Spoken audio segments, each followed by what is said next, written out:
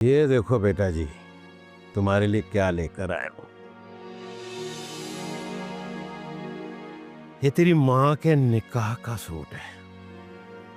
उसकी ख्वाहिश थी कि मेरी बेटी ये जोड़ा पहन के रुखसत हो। अच्छा, ये अम्मा जी का निकाह का जोड़ा है?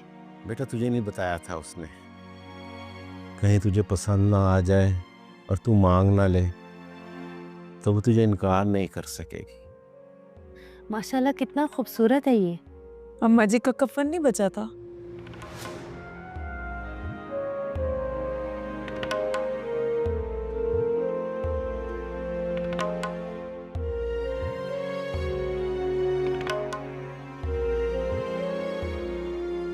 बेटा ये भी कफन ही है।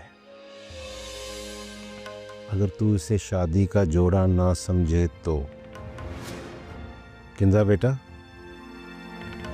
मुझे उम्मीद तो नहीं मगर फिर भी इसे समझाओ। इसे समझाओ कि अब जो होना था हो चुका, अब और कुछ नहीं हो सकता।